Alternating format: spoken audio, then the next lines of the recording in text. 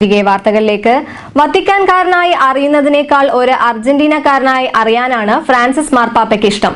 തന്റെ പാസ്പോർട്ടിലെ ജന്മസ്ഥലം അർജന്റീന എന്ന് രേഖപ്പെടുത്തിയാണ് പാപ്പ തന്റെ ഇഷ്ടം അറിയിച്ചത്.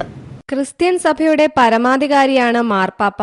എന്നാൽ തന്റെ സ്ഥാനത്തിന് അർഹമായ പ്രസിദ്ധിയിൽ ജീവിക്കാൻ ഫ്രാൻസിസ് പാപ്പ ഇഷ്ടപ്പെടുന്നില്ല. വത്തിക്കാനിലെ ഓഫീസ് കാര്യാലയത്തിലാണ് മാർപ്പാപ്പയുടെ താമസം.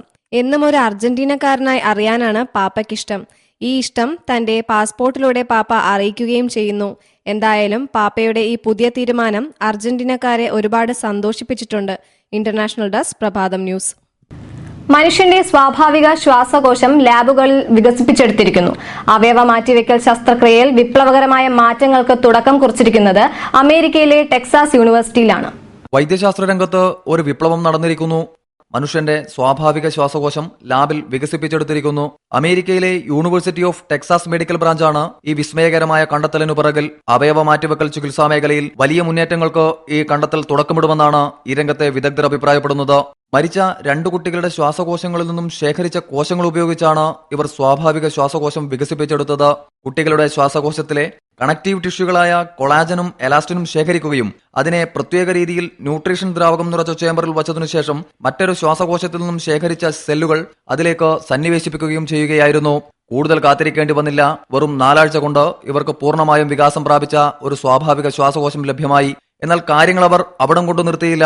പരീക്ഷണം മറ്റൊരു ശ്വാസകോശത്തിലും ആവർത്തിച്ചു. വിജയം തന്നെയായിരുന്നു ഫലം. 2010 ഇത്തരമൊരു പരീക്ഷണത്തിന് ഇവർ തുടക്കമിടുന്നത്. അതിനു മുമ്പ് എലികളിലും പന്നികളിലുമായിരുന്നു ഇത്തരം പരീക്ഷണം നടത്തിയിരുന്നത്.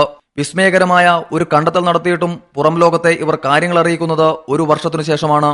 ആ സമയം അവർ പരീക്ഷണം തുടരുകയും വിജയം ഉറപ്പുവരുത്തുകയുമായിരുന്നു. ഏതായാലും ഇനി അധികം കാത്തിരിക്കേണ്ടി വരില്ല. മനുഷ്യ ശരീരത്തിലെ എല്ലാ അവയവങ്ങളും ലാബുകളിൽ വികസിപ്പിച്ചെടുത്തേക്കാം. രോഗാതുരമാകുന്ന വരുംകാല ലോകത്തിന് അതൊരനുഗ്രഹമായിരിക്കും. ഇന്റർനാഷണൽ ഡെസ്ക്, പ്രഭാതം ന്യൂസ്. വൈറസിൽ നിന്നും സംരക്ഷിക്കുന്ന പുതിയ അൾട്രാ മൈക്രോ ചിപ്പുമായി ഒരു ഇന്ത്യൻ വിദ്യാർത്ഥി റീവോ ബുക്ക് എന്ന് പേരിട്ട ഈ ചിപ്പ് ഈ മാസം 17 പുറത്തിറക്കിയത്. സാധാരണ കമ്പ്യൂട്ടറുകളെ പോലെ തന്നെ പ്രവർത്തിക്കാൻ കഴിയുമെന്നതാണ് റീവോ ബുക്ക് എന്ന് പേരുള്ള ഈ മൈക്രോ ചിപ്പിന്റെ പ്രത്യേകത. ഗുവാഹത്തിയിലെ ലിറ്റിൽ ഫ്ലവർ സ്കൂളിലെ വിദ്യാർത്ഥിയായ അഫ്രീഡ് ഇസ്ലാമാണ് റീവോ ബുക്കിന്റെ കണ്ടുപിടുത്തക്കാരൻ. ഇസ്ലാമിന്റെ റീവോയെപ്പറ്റി അറിഞ്ഞ ശേഷം ഒരു ജർമ്മൻ കമ്പനിയാണ് ഇതിന്റെ മുന്നോട്ടുള്ള പ്രവർത്തനങ്ങളിൽ സഹായങ്ങൾ നൽകിയത്. ഒരുപാട് പ്രഗത്ഭരിൽ നിന്നുള്ള പ്രചോദനം ഉൾക്കൊണ്ടാണ് ഇത്തരമൊരു കണ്ടുപിടുത്തം താൻ നടത്തിയതെന്നാണ് ഇസ്ലാം പറയുന്നത്. एक आइडिया पर आया और बहुत लोगों से इंस्पायर होकर मैंने सोचा चलो कुछ अच्छा बना देते हैं जो मुझे 3 ऑपरेटिंग सिस्टम्स का फ्लेवर एक साथ दे सके.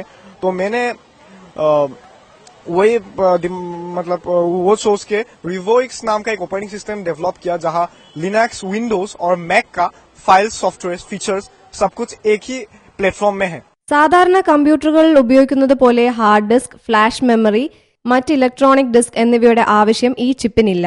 സാമ്പത്തിക സഹായങ്ങൾ ലഭിച്ചാൽ തന്റെ റീവോ ബുക്കിനെ പ്രശസ്തനാക്കാൻ കഴിയുമെന്നാണ് ഈ കൊച്ചുമിടുക്കന്റെ വിശ്വാസം. അതിനായുള്ള പ്രവർത്തനങ്ങളും തുടങ്ങിക്കഴിഞ്ഞു. ന്യൂസ് ഡെസ്ക്, പ്രഭാതം ന്യൂസ്. സൈബർ കുറ്റകൃത്യങ്ങളുടെ ലോക തലസ്ഥാനം എന്ന ദുഷ്പേരിന് അർഹമാവുകയാണ് റൊമാനിയയിലെ ചെറുപട്ടണമായ റിംനിക്വം വാലസിയ. ആയിരക്കണക്കിന് ഇന്റർനെറ്റ് ഹാക്കേഴ്സാണ് ഓരോ വർഷവും സൈബർ കുറ്റകൃത്യങ്ങൾക്ക് പിടിയിലാകുന്നത്.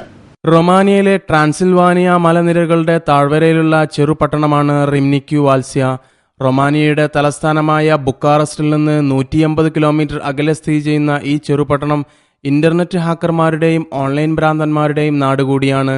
റൊമാനിയൻ പോലീസിന്റെ കണക്ക് പ്രകാരം അമേരിക്കൻ പൗരന്മാർക്കും കമ്പനികൾക്കുമെതിരെ നടത്തുന്ന സൈബർ കുറ്റകൃത്യങ്ങളിൽ 80% ഈ ചെറുപട്ടണത്തിൽ നിന്നാണ്. അതുകൊണ്ട് തന്നെ റിംനിക്യു വാൽസ്യ അമേരിക്കയുടെ നിരീക്ഷണത്തിലാണ്. കുറ്റകൃത്യം തടയാൻ അമേരിക്കയുടെ കുറ്റാന്വേഷണ ഏജൻസിയായ FBI പരിശീലനം നേടിയ 600ഓളം ഉദ്യോഗസ്ഥരെയാണ് റൊമാനിയയിലേക്ക് അയച്ചിരിക്കുന്നത്. ഹാക്കിംഗ് കൊണ്ട് നേട്ടമുണ്ടാക്കുന്നത് ഈ പട്ടണത്തിലെ യുവാക്കളാണ്. ആഡംബര കാറുകളും നിശാ ക്ലബ്ബുകളും ഫാസ്റ്റ് ഫുഡ് ഭക്ഷണശാലകളും കൂണുപോലെ മുളച്ചു വരികയാണ് ഈ പഴയ കമ്മ്യൂണിസ്റ്റ് രാജ്യത്ത്. രാജ്യം സാമ്പത്തിക മാന്ദ്യം നേരിടുമ്പോഴും ആർഭാട ജീവിതം നയിച്ചുകൊണ്ടിരിക്കുകയാണ് ഹാക്കർ വില്ലേജ് എന്നുകൂടി അറിയപ്പെടുന്ന റിംനിക്യു വാൽസ്യ. ഇന്റർനാഷണൽ ഡെസ്ക്, പ്രഭാതം ന്യൂസ്.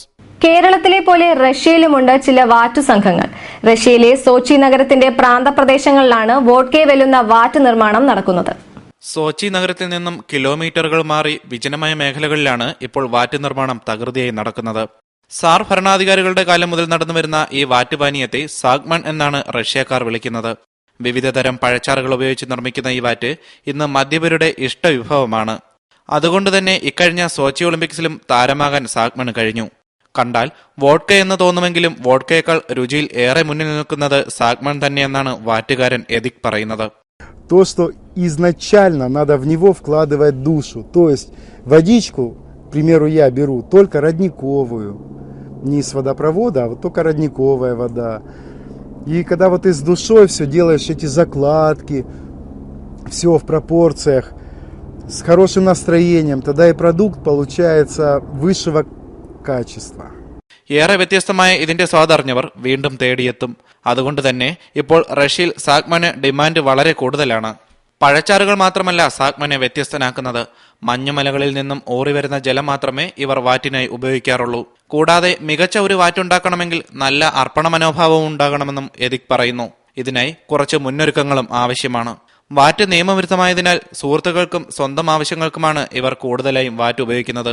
വിജനമായ പ്രദേശങ്ങളിലെ ചെറിയ കുടിലുകളാണ് ഇവിടുത്തെ വാറ്റ് കേന്ദ്രങ്ങൾ. ഇന്റർനാഷണൽ ഡെസ്ക് പ്രഭാതം ന്യൂസ്. കാമുകിമാർ സൂക്ഷിക്കുക.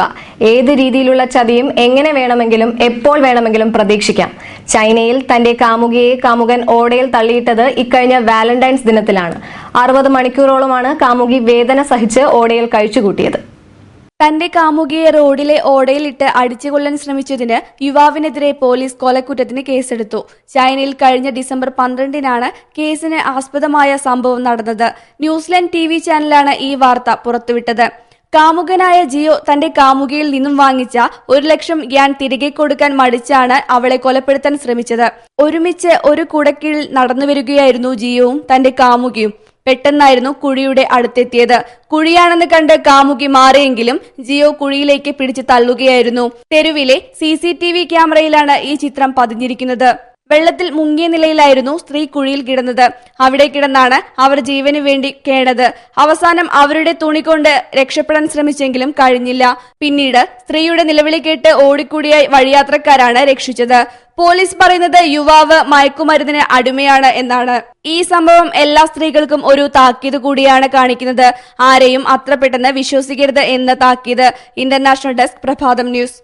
തന്റെ പ്രിയതമയ്ക്കായി ഷാജഹാൻ ചക്രവർത്തി പണി കഴിപ്പിച്ച താജ്മഹൽ ഇപ്പോൾ അപകടാവസ്ഥയിലാണ്. താജ്മഹലിന്റെ പുനരുദ്ധാരണത്തിന് വേണ്ടിയുള്ള പണികൾ നടന്നുവരികയാണ്. ആർക്കിയോളജിക്കൽ സർവേ ഓഫ് ഇന്ത്യയുടെ നേതൃത്വത്തിലാണ് ഇന്ത്യൻ ചരിത്ര സ്മാരകമായ താജ്മഹലിന്റെ മുഖമിനുക്കൽ പണികൾ നടന്നുവരുന്നത്. അറ്റകുറ്റപ്പണികൾ നടത്തിയിട്ട് വർഷങ്ങളേറെയായതിനാൽ ഇപ്പോൾ മിനുക്ക് പണികൾ ഏറെയുണ്ടെന്നാണ് അധികാരികൾ പറയുന്നത്. ബീഹാറിലെ ബോധഗയ ക്ഷേത്രത്തിലുണ്ടായ സ്ഫോടനങ്ങളുടെ പശ്ചാത്തലത്തിൽ ഈയിടെ താജ്മഹലിലും സുരക്ഷ വർദ്ധിപ്പിച്ചിരുന്നു. ഇതിന്റെ ഭാഗമായി തന്നെയാണ് ഇപ്പോൾ മിനുക്ക് പണികളും നടന്നുവരുന്നത്. ദിവസവും 20,000-ത്തിലധികം സന്ദർശകരെത്തുന്ന ഈ പൈതൃക സ്മാരകത്തിൽ ചില്ലറ പരിക്കുകളും പറ്റിയിട്ടുണ്ട്. മുൻഭാഗത്തെ മതിലും കവാടവും പള്ളിയും ഉൾപ്പെടെയുള്ളവയുടെ അറ്റകുറ്റപ്പണികളും പെയിന്റിംഗുമാണ് നടന്നു വരുന്നത്. മുംതാസിന്റെ ഓർമ്മയ്ക്കായി ഷാജഹാൻ ചക്രവർത്തി 1648-ൽ പണിതുയർത്തിയ ഈ അത്ഭുത സ്മാരകം പണിതുയർത്താൻ 20,000-ത്തിലധികം തൊഴിലാളികൾ 17 വർഷം കൊണ്ടാണ് പ്രയത്നിച്ചത്. അതുകൊണ്ട് തന്നെ ഇപ്പോൾ തുടങ്ങിയിരിക്കുന്ന ഈ പ്രണയകുടീരത്തിന്റെ മിനുക്ക് പണികൾ പൂർത്തീകരിക്കാനും കൂടുതൽ സമയം വേണ്ടിവരുമെന്നാണ് കണക്കുകൂട്ടൽ. പണികൾ തുടങ്ങിയതോടെ എത്തുന്ന സന്ദർശകർക്കും അല്പം ബുദ്ധിമുട്ടുകൾ ഉണ്ടാകുന്നതായാണ് അവർ പറയുന്നത്. എങ്കിലും ഇപ്പോൾ നടന്നുവരുന്ന ഈ മിനുക്ക് പണികൾ പുതുതലമുറയ്ക്ക് കൂടുതൽ ഗുണം ചെയ്യുമെന്നതിനാൽ ബുദ്ധിമുട്ടുകളൊന്നും അവർ കാര്യമാക്കുന്നുമില്ല. रॉयल गेट ही नहीं है, आप काली मस्जिद पे ही जाएं तो उधर भी काम चल रहा है और मेरे बाउंड्री जो ताजमहल के बाउंड्री वॉल्स हैं वहाँ पर भी काम चल रहा है. तो काम जितने भी कंजर्वेशन वर्क्स हैं ये समय के मांग के हिसाब से पूर्ति की जाती है और जहाँ पे जो आवश्यकता होती है उसके अनुरूप उसका कार्य किया जाता है. പണിക്ക് ശേഷം താജ്മഹൽ കൂടുതൽ തിളങ്ങട്ടെ എന്നാണ് ഏവരും ആശിക്കുന്നത്. പണികൾ പൂർത്തീകരിക്കുന്നതോടെ CCTVകൾ സ്ഥാപിച്ച് കർശന നിരീക്ഷണം ഏർപ്പെടുത്തുവാനും ഓൺലൈൻ ടിക്കറ്റ് സംവിധാനത്തിലൂടെ തിരക്ക് നിയന്ത്രിക്കാനുമാണ് അധികാരികൾ തീരുമാനിച്ചിരിക്കുന്നത്. നാഷണൽ ഡെസ്ക് പ്രഭാതം ന്യൂസ്. വ്യവസായ കേന്ദ്രങ്ങളിലേക്ക് 36 മില്യൺ കിലോഗ്രാം കോൺക്രീറ്റ് നൽകിക്കൊണ്ട് റെക്കോർഡ് നേടുകയാണ് ലോസ് ഏഞ്ചൽസിലെ വിൽഷൈൻ ഗ്രാൻഡ് സെന്റർ. 20 മണിക്കൂർ കൊണ്ടാണ് 73 ഹോട്ടലുകൾക്കായി 2100 ട്രക്കുകളിലായി കോൺക്രീറ്റ് എത്തിക്കുന്നത്. ഈ കാലയളവ് കൊണ്ട് 21,200 ക്യൂബിക് അളവിൽ കോൺക്രീറ്റ് നിർമ്മിക്കുവാൻ കഴിയുമെന്നാണ് ഇവർ പ്രതീക്ഷിക്കുന്നത്. ഈ പ്രവർത്തനം വിജയകരമായാൽ തങ്ങൾക്ക് ചരിത്രത്തിൽ റെക്കോർഡ് നേടാൻ കഴിയുമെന്നാണ് കൺസ്ട്രക്ഷൻ ഉദ്യോഗസ്ഥൻ പറയുന്നത്. $1 ബില്യൺ മുതൽ മുടക്കുള്ള ഈ സംരംഭത്തിന്റെ പിന്നിൽ സൗത്ത് കൊറിയൻ വ്യവസായിയായ ഹഞ്ചിനാണ്. മിസിസിപ്പി നദീതീരത്തെ ഏറ്റവും ഉയരമുള്ള ബിൽഡിംഗാണിത്. ഹോട്ടലുകൾക്ക് മാത്രമായി 900 റൂമുകളാണ് ഇതിലുള്ളത്. 2016 ആകുമ്പോഴേക്കും മറ്റു കാര്യാലയങ്ങളും ഇതിൽ ഉൾപ്പെടുത്തും. ന്യൂസ് ഡെസ്ക് പ്രഭാതം ന്യൂസ്. ലോകത്തിലെ വിവിധ രൂപത്തിലുള്ള നൃത്തങ്ങൾ കൊണ്ട് കാണികളെ ആനന്ദിപ്പിക്കുകയാണ് ഒഡീഷക്കാർ. ഒഡീഷയിൽ നടന്ന ദൌളി കലിംഗ ഉത്സവത്തിലാണ് കലാരൂപങ്ങൾ അരങ്ങേറിയത്. ഒഡീഷയിലെ കിഴക്കൻ പ്രവിശ്യയിലെ ദൌളി താഴ്വരയിലാണ് 3 ദിവസം നീണ്ടുനിന്ന കലാരൂപങ്ങൾ അവതരിപ്പിച്ചത്. വിവിധ രാജ്യങ്ങളിലെ സാംസ്കാരികത വിളിച്ചോതുന്ന കലാരൂപങ്ങളാണ് ദൌളി കലിംഗ ഉത്സവത്തിൽ അരങ്ങേറിയത്. ഫ്ലൂട്ട് വിദ്വാൻ ശ്രീനിവാസ് സത്യപതിയുടെ രാഗാദ്രമായ ഫ്ലൂട്ട് വാദ്യത്തിലൂടെയാണ് ഉത്സവത്തിന് തുടക്കമായത്. ദൌളിയും കലിംഗയും 2 ഉത്സവങ്ങളായിട്ടാണ് തുടങ്ങിയത്. 2011 ദൌളി കലിംഗ ഒരുമിച്ച് ദേശീയ അന്തർദേശീയ ഉത്സവമായി മാറിയത്. ദൌളിയിൽ ശാസ്ത്രീയ നാടോടി നൃത്തവും കലിംഗയിൽ കളരിപ്പയറ്റും നൃത്തരൂപവും മാത്രമാണ് ഉള്ളത്. 500-ലധികം കലാകാരന്മാരാണ് 3 ദിവസത്തെ ഉത്സവത്തിനായി ഒഡീഷയിലെത്തിയത്. മണിപ്പൂരിലെ താങ്ത കളരിപ്പയറ്റാണ് ദൌളി കലിംഗ ഉത്സവത്തിന്റെ പ്രധാന ആകർഷണം. ഇന്ത്യയുടെ സാംസ്കാരിക കൂട്ടായ്മ വളർത്തുന്നതിനും ടൂറിസത്തിനെ പ്രോത്സാഹിപ്പിക്കുന്നതിനും വേണ്ടി ഒഡീഷ്യൻ സർക്കാരും ഒഡീഷ ഡാൻസ് അക്കാദമിയും ടൂറിസം വകുപ്പും ചേർന്നാണ് ദൌളി കലിംഗ ഉത്സവം നടത്തുന്നത്. നാഷണൽ ഡെസ്ക് പ്രഭാതം ന്യൂസ്. പലതരത്തിലുള്ള ആഘോഷങ്ങൾ നാം കണ്ടിട്ടുണ്ട്. ചെറുതോണികളിലൂടെയുള്ള പ്രദർശനാഘോഷങ്ങളായാലോ, വർഷം തോറും നടത്തിവരാറുള്ള തോണികളുടെ വർണ്ണാഭമായ ഘോഷയാത്രയിലൂടെ മതിമറന്ന് ആസ്വദിക്കുകയാണ് വെനീസുകാർ. വെനീസിലെ ജനങ്ങളാണ് വിചിത്രവും കൗതുകകരവുമായ ആഘോഷവുമായി രംഗത്തെത്തുന്നത്. കെട്ടിടങ്ങൾക്ക് നടുവിലൂടെ ഒഴുകുന്ന നീണ്ട വിശാലമായ കനാലിലൂടെയാണ് തങ്ങളുടെ ചെറു തോണികളുമായി വെനീസുകാർ അർമാദിക്കുന്നത്. 100-ലേറെ തോണികളാണ് വെള്ളത്തിന് മുകളിലൂടെ പാറിക്കളിക്കുന്നത്. ആൺപെൺ ഭേദമന്യേ വർണ്ണാഭമായ ചമയങ്ങൾ അണിഞ്ഞും ചരിത്രപരമായ വേഷവിധാനങ്ങളിലുമാണ് തോണിയിലുള്ളവർ എത്തിയിരിക്കുന്നത്.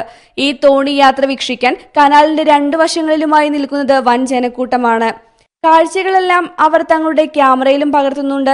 തോണികൾ വലിയ പാലത്തിനടിയിലൂടെയും പതുക്കെ കടന്നു പോകുന്നു. ഈ തോണിയാത്ര ഒരു മത്സരമാണെന്നും വർഷം തോറും നടത്തിവരാറുള്ള ആഘോഷമാണെന്നും വെനീസിലെ ഫ്രാൻസിസ്കോ പറയുന്നു. Diciamo la prima festa dell'inizio del carnevale, la festa veneziana, la festa del Sestiere di Cannareggio, dove tutte le remiere della zona disputano una specie di gara all'interno del carnevale, accompagnate da tutte le barche. ിടയിൽ വെനീസിലെ special പലഹാരങ്ങളും വൈനും ആസ്വദിച്ച് കഴിക്കുന്നവരെയും കാണാം. ആഘോഷങ്ങൾ അവസാനിക്കാറാകുമ്പോൾ വിവിധ ഭാഗങ്ങളിൽ നിന്നായി വന്നു നിൽക്കുന്ന തോണികളുമുണ്ട്. പൂർണ്ണമായും കനലിൽ വ്യാപിച്ചു കിടക്കുന്ന തോണിക്കൂട്ടത്തെയാണ് കാണാൻ സാധിക്കുക. ഇതിലൂടെ ശരിക്കും മതിമറന്ന് ആഘോഷിക്കുകയാണ് വെനീസുകാർ. ഇന്റർനാഷണൽ ഡെസ്ക് പ്രഭാതം ന്യൂസ്. കായിക വാർത്തകൾ.